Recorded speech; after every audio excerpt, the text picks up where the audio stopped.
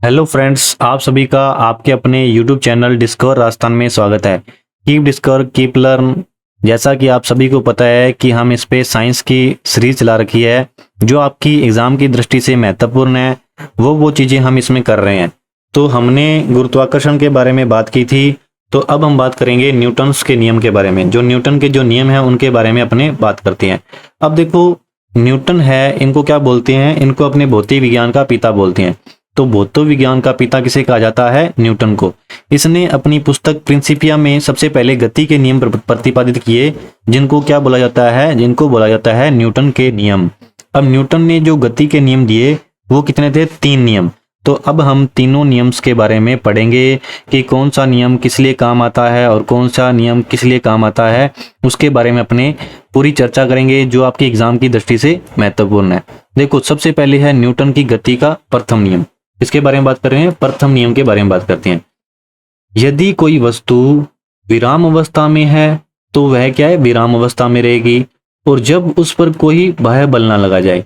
अब जैसे मान लो कि इसको समझने के लिए आपको बताता हूं कि ये आपकी क्या होगी? ये आपकी कोई वस्तु है। ये आपकी क्या है? कोई वस्तु। अब ये आपकी वस्तु है। अब ये यहाँ पे पड़ी है, इस जगह पे पड़ी है। जब तक मैं इस पे कोई बल नहीं लगाऊंगा तो ये यहाँ की यहाँ पड़ी रहेगी। अब जैसे ही कोई व्यक्ति आया, जैसे ही कोई व्यक्ति आया, उसने क्या किया? आकर के इसको धक्का लगाना स्टार्ट कर दिया। इसको धक्का लगाना स्टार्ट कर दिया।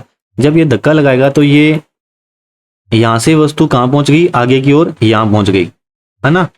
अब वस्तु कहाँ पहुंच गई? यहाँ पहुंच गई।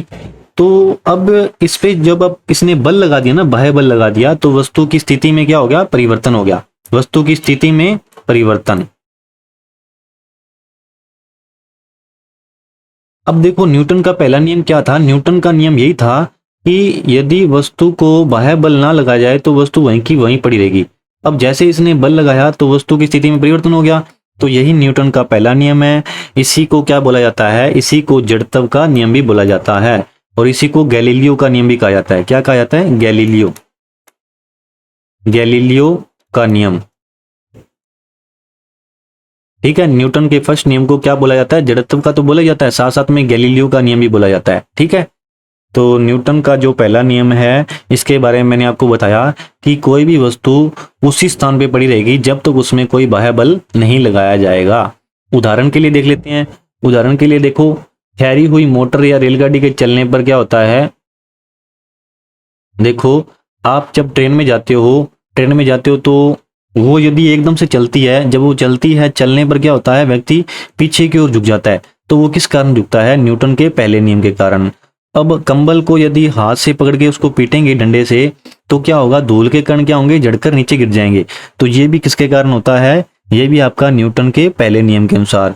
अब देखो, चलती हुई मोटरसाइकिल में अचानक रुकते हैं तो क्या होता है? हम आगे की ओर झुक जाते हैं ना, आगे की ओर झुक जाते हैं। तो ये किसके कारण होता है? न्यूटन के पहले नियम के अनुसार। और न्यूटन के पहले नियम को क्या बोलते हैं? अपने जड़त्व का नियम। अब बात करते हैं हम न्यूटन का दूसरा नियम। देखो, न्यूटन का दूसरा नियम क्या है? न्यूटन का दूसरा नियम, फोर्स क्या होता है? फोर्स यानी कि बल। बल द्रव्यमान और त्वरण के गुणनफल के बराबर होता है। न्यूटन के द्वितीय नियम के अनुसार बल द्रव्यमान और त्वरण के गुणनफल के बराबर होता है। ये आपका न्यूटन का द्वितीय नियम है। न्यूटन के पहले नियम के बारे में हमने क्या पढ़ा? न्यूटन के जो पहला नियम था उसके बारे में पढ़ा। उसको जड़त्व का नियम भी कहते हैं, उसको गैलीलियो का नियम भी कहते हैं। किसका करते हैं? गैलीलियो। वस्तु कोई भी वैसी की वैसी पड़ी रहेगी जब तक उसके पे बाह्य बल नहीं लगाया जाएगा। तो उसके बाद हमने न्यूटन का द्वितीय नियम पढ़ा कि बल बराबर क्या होता है? द्रव्यमान और त्वरण के गुणनफल के बराबर होता है। अब बात करते हैं हम न्यूटन के तीसरे नियम की बात करते हैं। अब देखो, न्यूटन का तीसरा नियम है, उसको अपने क्या बोलते हैं? उसको बोलते हैं क्रिया प्रतिक्रिया का नियम। न्यूटन के तीसरे नियम को क्रिया प्रतिक्रिया का नियम कहा जाता है। अब देखो, इसका मतलब क्या है? जैसे मान लो कि कोई भी आप क्रिया करोगे, कोई भी आप क्रिया कर रहे हो, उसके विपरीत एक क्रिया लगेगी, उसको क्या बोलते हैं? क्रिया प्रतिक्रिया।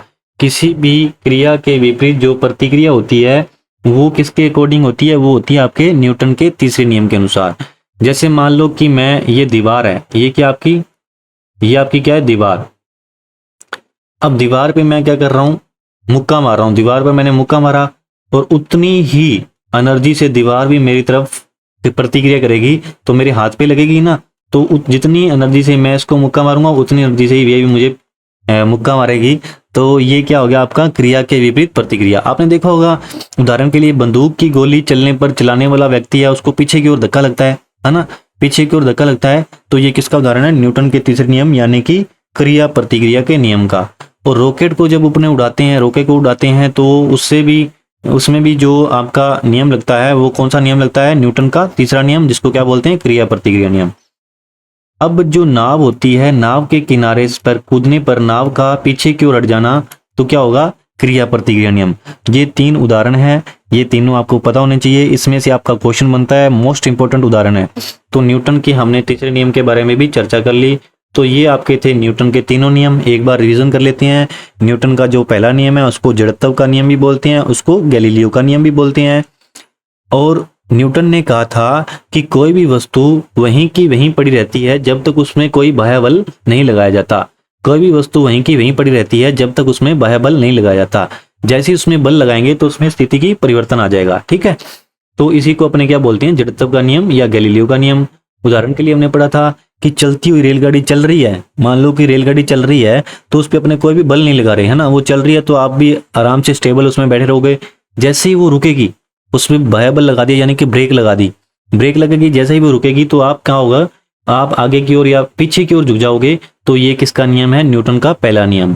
कंबल को पीटोगे तो उसमें से धूल के कण निकलेंगे, न्यूटन का पहला नियम। और मोटर कार के रुकने से अचानक आगे की ओर झुक जाने से न्यूटन का पहला नियम। द्वितीय नियम क्या होता है? बल बराबर द्रव्यमान इंटू त्वरण के गुणनफल के बराबर। तीसरा नियम क्रिया प्रतिक्रिया का नियम। बंदूक की गोली चलने पर चलने वाले व्यक्ति को पीछे की ओर धक्का लगता है, रॉकेट को उड़ाने पे और किनारे पर कूदने पर नाव के तो वो पीछे की ओर सरक जाती है। तो ये आपका था न्यूटन का तीसरा नियम। अब अपने बात करते हैं, एक तो होता है अभिकेंद्रीय बल और एक होता है अपकेंद्रीय बल। अभिकेंद्रीय बल क्या होता है? देखो नाम से पता लग रहा है क्या है? अभिकेंद्रीय। अभिकेंद्रीय मतलब जो बल आपका केंद्र की ओर लगेगा, जो बल आपका केंद्र की ओर लगेगा उसको क्या बोलेंगे? अभिकेंद्रीय बल। अपकेंद्रीय बल, अपकेंद्रीय बल का मतलब जो बाहर की ओर लगेगा, जो बल आपका बाहर की ओर लगेगा उसको क्या बोलते हैं अपने? अपकेंद्रीय बल। अब देखो अभिकेंद्रीय बल क्या होता है? कहाँ लगता है? अंदर की ओर। कहाँ लगता है? अंदर की ओर। और अपकेंद्रीय बल कहाँ लगता है? बाहर की ओर। अपकेंद्रीय बल कहाँ लगता है? बाहर की ओर। अभिकेंद्रीय बल कहाँ लगता है? अंदर की ओर। अब देखो इसका एग्जाम्पल से समझते हैं। जब अपने सर्किल पे साइकिल से मुड़ते हैं, मुड़ते समय साइकिल सवार का केंद्र की ओर झुक जाना, तो जो साइकिल पे चलाने वाला होता है ना वो क्या होता है? केंद्र की ओर झुक जाता है। तो वो किसका उदाहरण है? अभिकेंद्रीय बल का। अभिकेंद्रीय बल का उदाहरण क्या है? जब साइकिल सवार है घुमचक्कर से अंदर की ओर मुड़ता है, जैसे मुड़ता है घुमचक्कर से तो वो क्या होता है? अंदर की ओर झुक जाता है। तो उसमें कौन सा बल लगता है? अभिकेंद्रीय बल। अपकेंद्रीय बल देखो, अपकेंद्रीय बल लगने वाले उदाहरण देख लो। जैसे अपने दूध से मक्खन निकालते हैं, तो मक्खन निकालते हैं तो वो उसमें जो लगता है बाहर की ओर जो बल लगता है उसको क्या बोलते हैं? अपकेंद्रीय बल। और जो कपड़ा सुखाने वाली मशीन है उसमें भी जो बाहर की ओर बल लगता है वो कौन सा होता है? आपका अपकेंद्रीय बल। और आशा करता हूँ आपको अभिकेंद्रीय बल और अपकेंद्रीय बल के बारे में भी पता लग गया होगा। तो आशा करता हूँ कि आपको अच्छे से समझ में आया होगा। यदि आपको क्लास हमारी अच्छे से समझ में आ रहा है तो ज़्यादा से ज़्यादा शेयर करें और सब्सक्राइब करें। और यदि आपने हमारी पहली क्लासेस नहीं ली है तो आप प्लेलिस्ट में जाकर के पहले हमारी जो प्लेलिस्ट में जो आपके भौतिक विज्ञान से रिलेटेड टॉपिक हमने प्रीवियस में कर रखे हैं उनको आप कंप्लीट करो, उसके बाद आगे की क्लास लोगे। जैसे आप मतलब सीरीज वाइज चलोगे तो आपको अच्छे से समझ में आएगा। मेन बात यह है कि आप सीरीज से चलोगे तो आपको समझ में भी आएगा और एग्जाम में आपके क्वेश्चन भी आपके ठीक हो जाएंगे। तो आशा करता हूँ कि आज की क्लास में जो अपने पढ़ा अभिकेंद्रीय बल, अपकेंद्रीय बल और न्यूटन के नियम आपको अच्छे से समझ में आए होंगे। तो आप सभी का हमारे साथ जुड़े रहने के लिए बहुत बहुत धन्यवाद। Thank you very much. आज की क्लास आपकी यहीं पे समाप्त होती है।